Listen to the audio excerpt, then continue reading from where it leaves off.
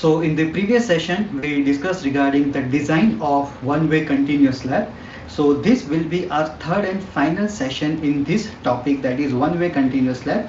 And in this session, we will be looking towards the checks that are required for satisfactory work regarding our design of one-way continuous slabs. So moving forward to the sum. The same question has been taken that was designed up till now, and the only thing that has been added is provide all necessary checks regarding the design that we have covered. Again repeating, the steps or the checks will be the same. The first check will be check for cracking, the second will be check for deflection, third will be check for development length, and fourth and final will be check for shear. But as we are dealing with continuous slabs, there will be major changes regarding our portion that we have discussed in the one-way simply supported slab. So moving forward, the first check of ours will be check for cracking, and for check for cracking we always need to check this page, that is page number 46, clause number 26.3.3. Here in the second portion, that is portion B, that is given as slabs.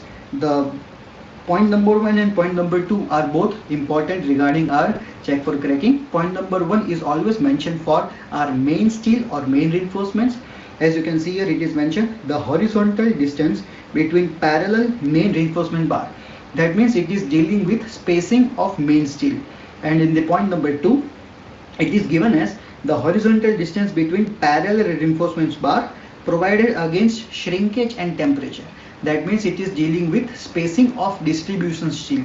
So first we will be looking towards our point number 1, that is for main steel. So for main steel, the two criteria that are given is that the values should not be more than 3 times the effective depth, should not be more than 3 times effective depth. That means 3 into D. As we have calculated effective step in this sum to be 120, the answer comes out is 360 mm.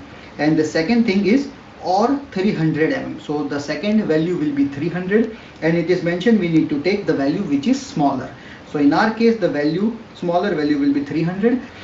Now keep in mind, for check for cracking we will be dealing with our values that is for both our mid spans, that means for end span and the interior span, or you can say at point number E and point number F.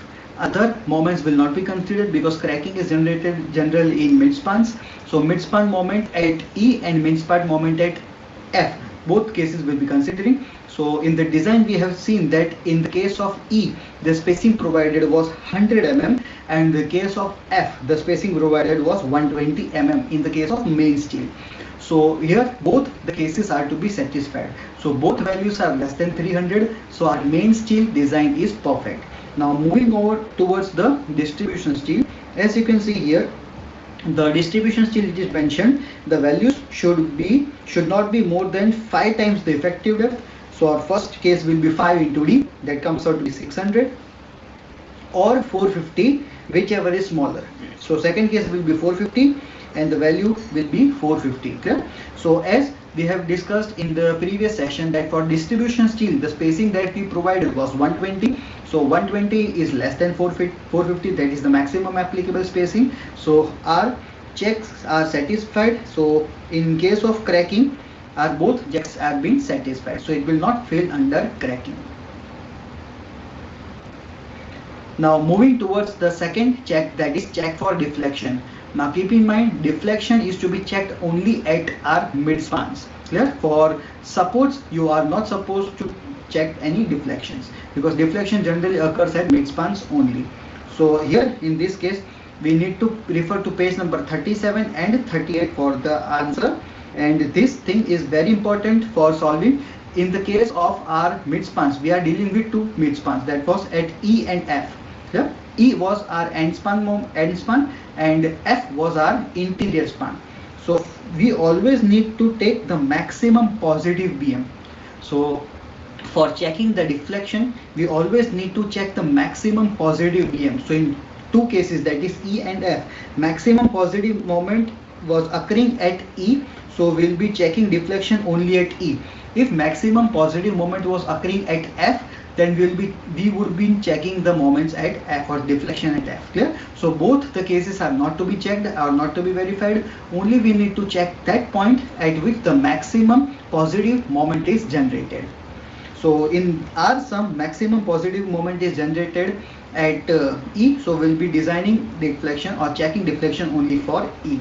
So as you can see here, for continuous slabs, the value is 26 into MF. So first we will be checking the allowable L by D. So allowable L by D equal to 26 into MF. So we all know that we will be checking the MF, that is modification factor, and for that we'll be moving on to page number 38, equation number, figure number 4. So for figure number 4, as you can see here, first thing that we need to find is the percentage of tension reinforcement. So at E, the equation for PT will be 100 AST by BD. So solving the equation, the answer comes out to be 0.654. So PT will be 0.654. So it will be somewhere around here, that is between 0.6 and 0.7 something. So this will be the our arbitrary line that will be checking, and this will be the equation of Fs. Keep in mind here now area of cross section of steel required and area of cross section of steel provided will not be same. So we'll be substituting these both cases that were we calculated for the term E or point E. Okay? So solving that, we are getting an answer MF equal to 1.7. If you are getting MF around 1.5, 1.6, it is well and good. It is not supposed to be getting the correct answer or the fixed answer every time. You may have taken some decimal values differently. So MF can be variable. It is no concern in that. The only thing that we need to do is the check should be verified. So now we will be calculating the allowable L by D. So allowable L by D was 26 into MF. MF we have calculated it to be 1.7. So maximum limit is 44.2. So maximum L by D, that is maximum deflection limit, is 44.2. So now we'll be checking the actual L by D. Actual L by D, that is length upon our depth. So length, as it was given equation as 4 meter, that is 4000. Effective depth was 120. So actual L by D comes out to be 33.33. So as you can see, 33.33 is less than the maximum allowable. So our check is satisfied. It won't fail against our deflection. Now moving towards the third check. The third check is for development length. Now for development length, we will be always going towards the page number 44 and 42 also. But first we will be looking towards the page 44 of your IS code. Here you can see this equation, that is M1 by V plus L0. Again keep in mind, we always need to increase the moment by 30%. That is increase the value of M1 by V by 30% in each and every case of slabs. So now keep in mind that the development length is always to be found out at supports. So here we will be dealing with only end supports, and end supports are A and D. So we will be checking development length at either A or D. In this case we will be checking with at support A. So at end support A we will be checking our development length.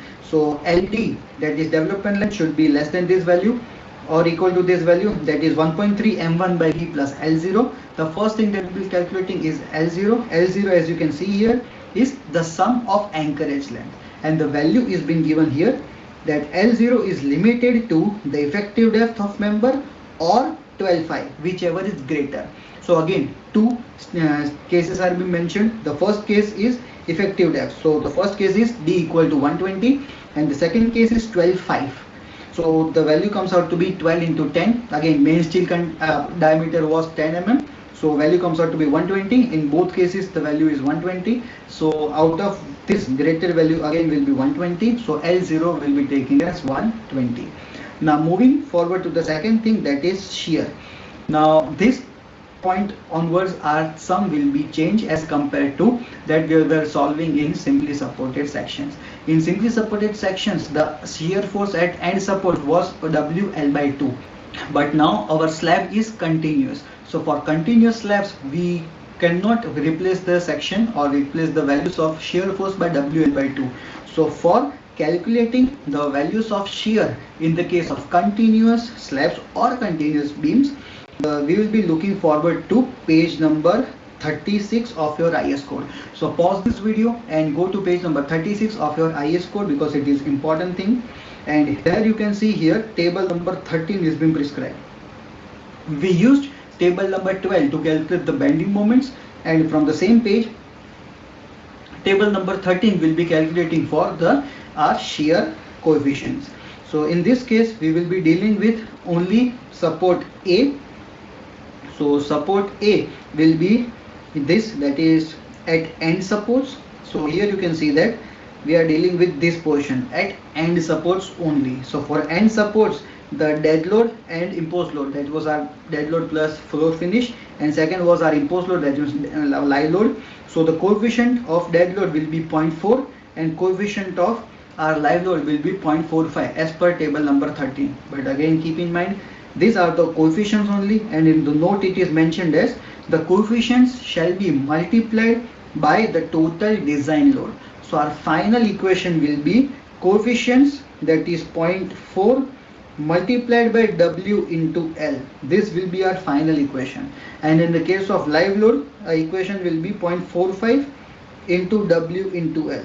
So we need to check the values of W and L. W, that was our total dead load, and W again will be our total live load. So this case is for dead load and this case is for live load. So this will be for live load and this will be for dead load. So coefficient of dead load, as you can see, is 0.4. So here 0.4 is mentioned.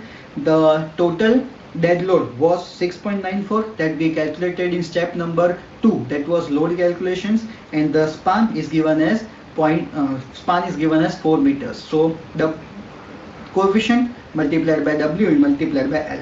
In the same case we will be solving it for live load. Coefficient is 0.45, 6 was our total live load, and 4 will be our effective span. Clear? So here solving it, we are getting total shear force to be 21.90 kilonewton.